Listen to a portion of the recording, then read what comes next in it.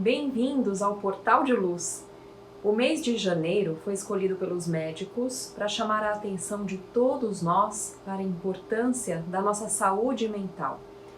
Assim como nós temos o Outubro Rosa e o Setembro Amarelo, nós temos também o Janeiro Branco, para conversar sobre as nossas emoções, metas de vida e conflitos internos. Nós vamos conversar sobre esse tema no programa de hoje.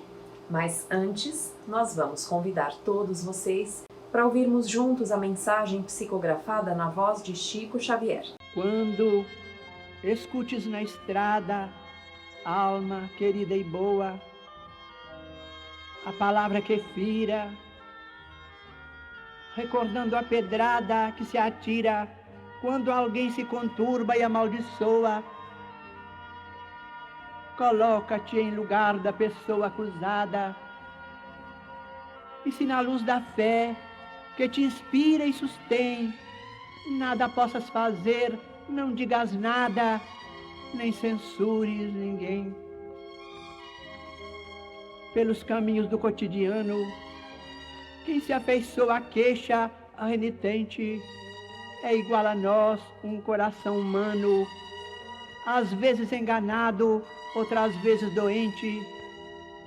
Muita afeição que cai ou se arroja de todo no azedume infeliz, não sabe que remexe uma furna de lodo, nem pondera o que diz.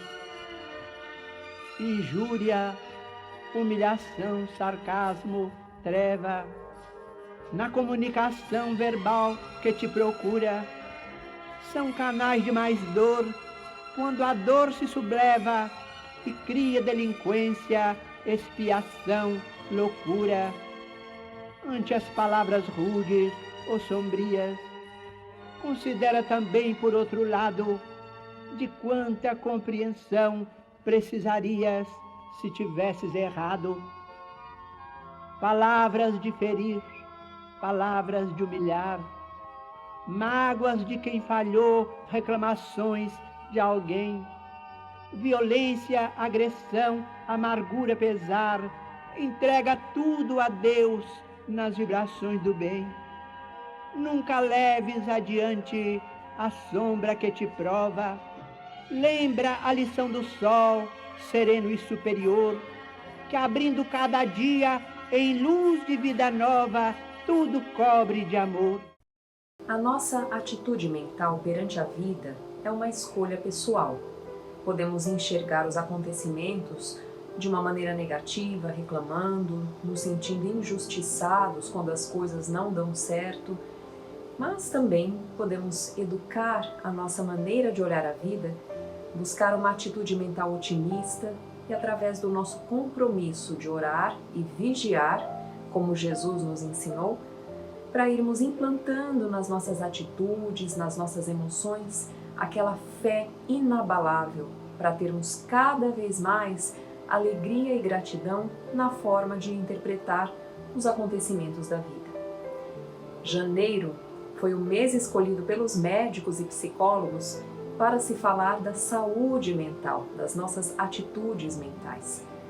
Os médicos consideram uma pessoa mentalmente saudável aquela que consegue regular as suas próprias emoções nos desafios do dia a dia, enfrentando de maneira equilibrada as dificuldades, mesmo que reconhecendo as suas limitações e até a necessidade de precisar de ajuda de alguém naquele momento, e também a pessoa que consegue sentir empatia pelo que os outros estão passando, sabendo se mover, se mobilizar para ajudar o próximo, mesmo entendendo que não terá alguma recompensa fazendo isso e mesmo sabendo que ela própria também pode continuar a ter problemas como o seu semelhante.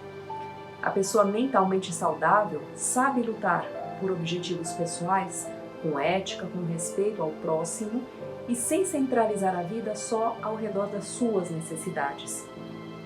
Porque o egocentrismo, que é fruto do orgulho, da vaidade, leva a todo tipo de ilusão mental, sofrimentos, desgastes emocionais, o que não é saudável. Nós poderíamos dizer que uma pessoa que seguisse com profundo comprometimento e retidão os princípios do Evangelho de Jesus, não julgando o seu semelhante, amando e perdoando, compreendendo quais são os reais valores e não somente as coisas efêmeras e transitórias da vida material, e sabendo sustentar a fé, a esperança, a alegria, a gratidão em todos os momentos, essa pessoa seria um bom exemplo de alguém mentalmente saudável.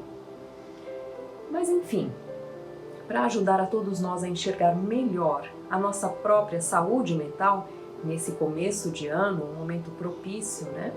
Nós trouxemos aqui algumas considerações feitas pelo médico psiquiatra e membro da AME São Paulo, Dr. Rafael Latorraca. Ele elencou 8 perguntas que podem nos ajudar a fazer uma reflexão pessoal sobre os nossos próprios hábitos diários, para avaliarmos melhor o quanto estamos caminhando rumo a uma atitude mental saudável e no fim das contas, para que seja cada vez mais a nossa vida produtiva na presente encarnação. Então nós vamos lá. Primeira pergunta que ele sugere: nós estamos usando álcool, cigarro ou outras drogas como muletas, como forma de fugir de dores emocionais que não queremos enfrentar? Vamos lembrar que se nós nos doparmos para fugir de enfrentar um problema ou um desgosto da vida, isso nos afasta cada vez mais de encontrarmos uma solução e vai nos impedir também de amadurecermos com as lições e com os aprendizados da vida. Segunda reflexão: temos conseguido desacelerar de noite para uma melhor qualidade do nosso sono?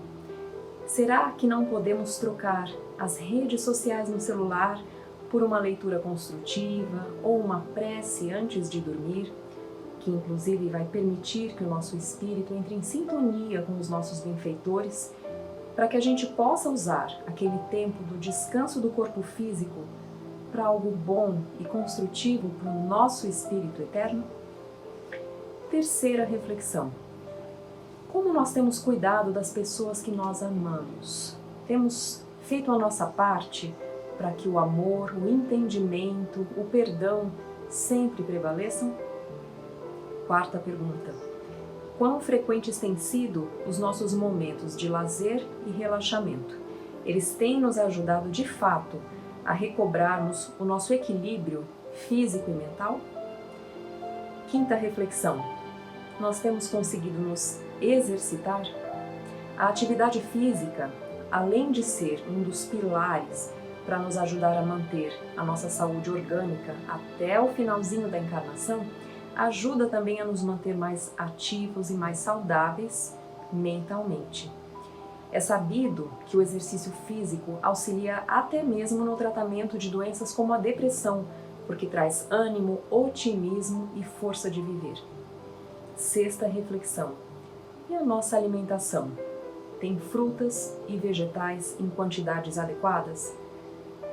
Não apenas nos livros de medicina, mas até mesmo na obra de André Luiz, vemos a importância de sabermos selecionar o que comemos e também não sobrecarregarmos o nosso organismo com quantidades que sejam excessivas. Trata-se de um ato de amor e de gratidão a Deus, o cuidado respeitoso com o nosso veículo físico. E quantas vezes também os distúrbios mentais, as preocupações podem nos levar a descontar na alimentação exagerada, na bebida e nas drogas, como também já falamos no início, multiplicando aquele problema que era pequeno no início. Sétima pergunta: na nossa vida, quem são as pessoas que nos ajudam a enxergar os nossos conflitos e desafios de uma maneira mais leve e positiva? Certamente são pessoas que têm valores alinhados com os nossos, nos estimam e são os nossos companheiros de jornada. E a eles que devemos gratidão, amor e o nosso ombro amigo, sempre que eles precisarem de nós também. E por fim, a oitava reflexão sugerida pelo Dr. Latorraca: nós temos nos conectado com Deus e permitido que a fé e a convicção nos fortaleçam nos momentos difíceis? Ou fazemos isso de vez em quando sentimos que estamos precisando de uma força, temos feito com regularidade, sentido gratidão e reconhecimento por esse sentimento de união com Deus? Se nós respondermos essas 8 perguntas, nós poderemos ter pistas do que podemos aperfeiçoar nos nossos hábitos diários agora para 2022. Lembrando que a encarnação é uma bênção e que nós devemos aproveitar da melhor maneira que pudermos, buscando sempre colocar em prática os princípios cristãos, para que a gente volte melhor para a pátria espiritual do que quando aqui chegamos. E lembrando também que o teor dos nossos pensamentos, as nossas escolhas pessoais, se nós notamos com essas 8 perguntas que nós precisamos melhorar em algumas delas, cabe somente a nós dar o primeiro passo da mudança. Mesmo que esse primeiro passo seja buscar a ajuda de um profissional ou de um amigo. Nós podemos sempre trazer luz e harmonia para o nosso ambiente íntimo, fazendo a escolha consciente de abandonar velhos hábitos que não nos fazem mais bem e de buscar novas possibilidades, mais nobres e espiritualizadas. Nós vamos agora para um breve intervalo e voltamos já.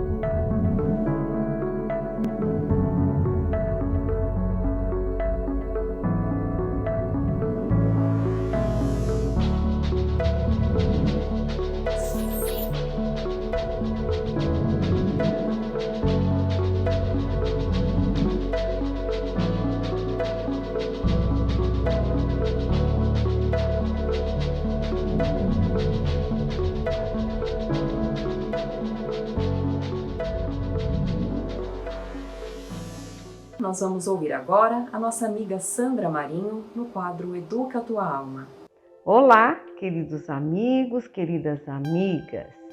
É comum entre os espíritas ou simpatizantes da doutrina, após ter contato com a sua literatura básica e também com outras tantas lições, mensagens que são trazidas por diversos mentores e por intermédio, das mais variadas formas de mediunidade, se incomodarem e perguntarem-se muitas vezes como colocar em prática tanto aprendizado.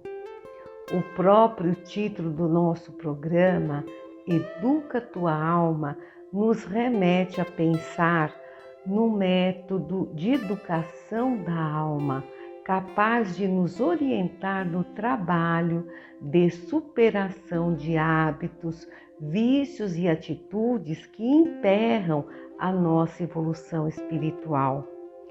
Na verdade, ouso declarar que a receita é a mesma para todos nós, e o que muda é a dosagem deste ou daquele ingrediente em conformidade com a receita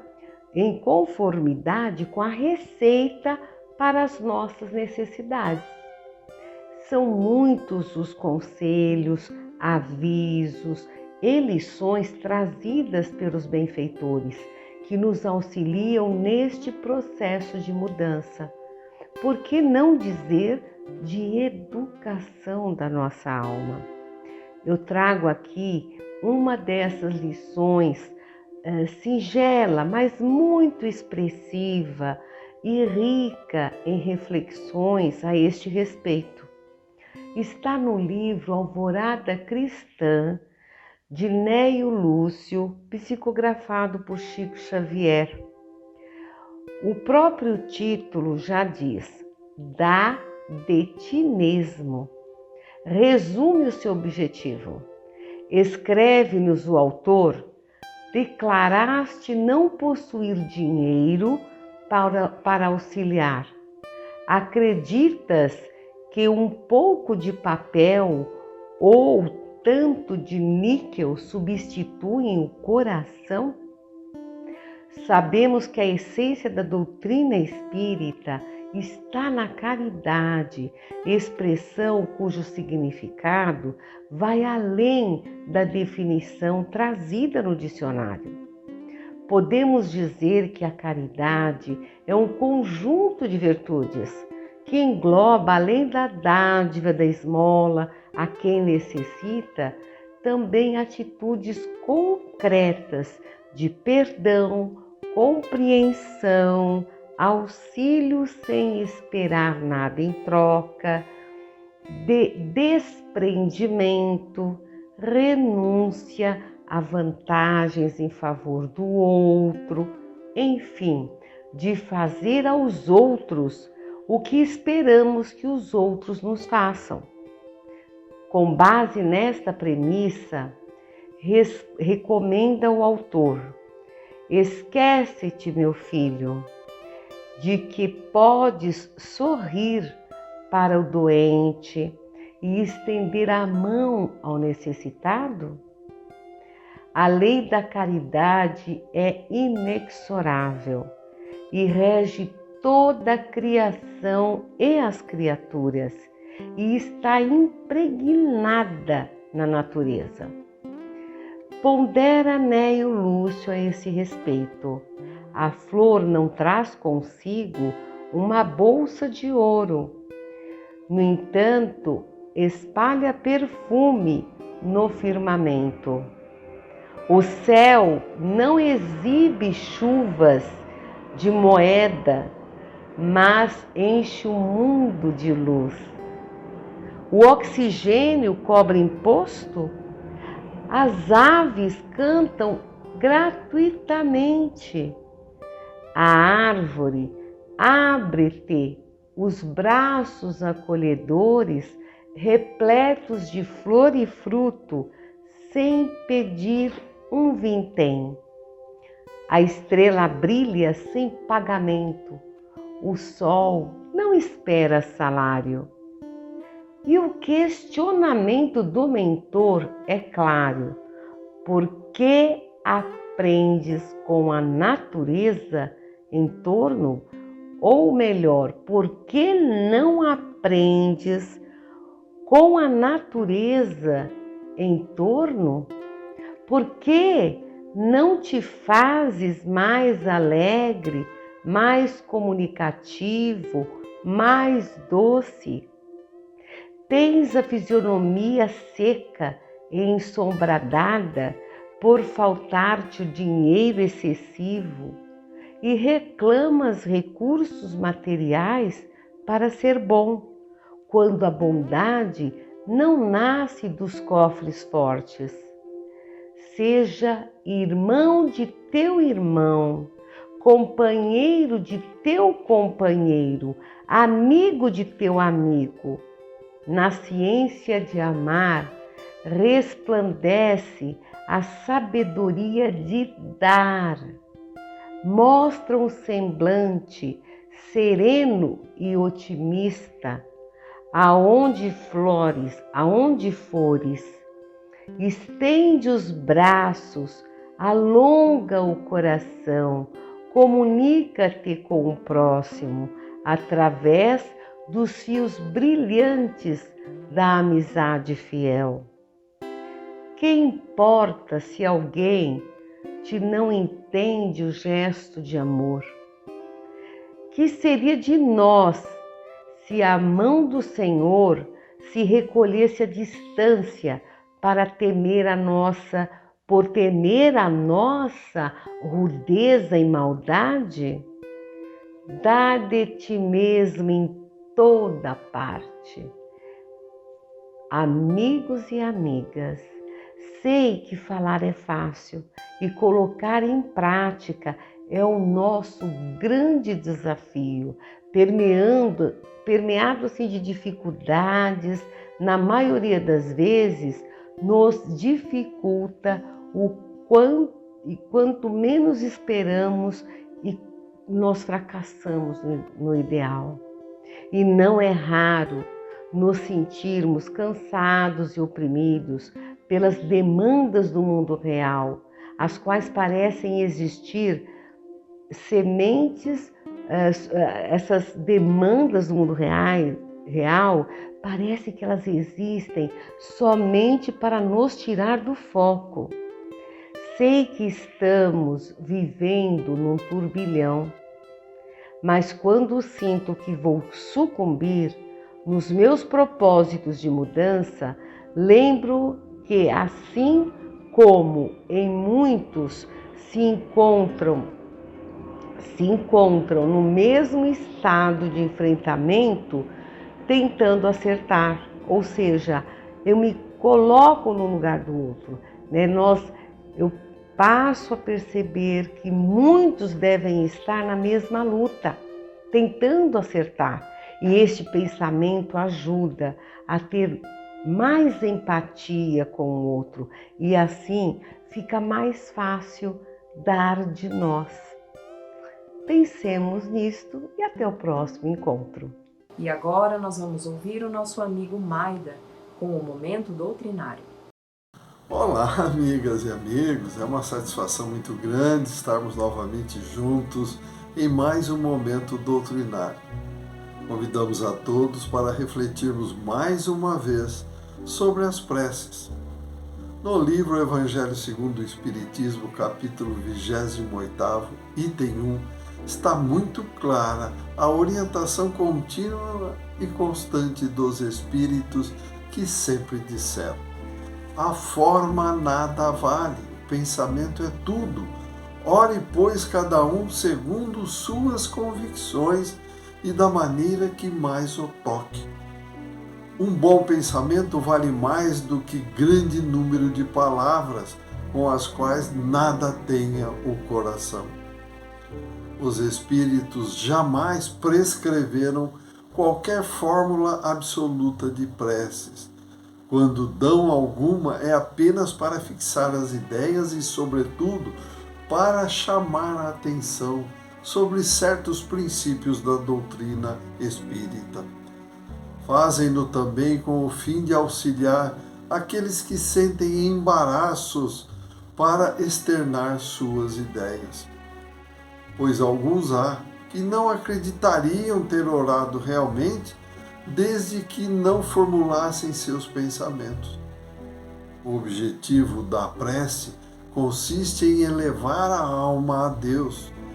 A diversidade das fórmulas nenhuma diferença deve criar entre aqueles que creem em Deus, nem ainda menos entre os adeptos do Espiritismo, porquanto Deus as aceita todas quando sinceras.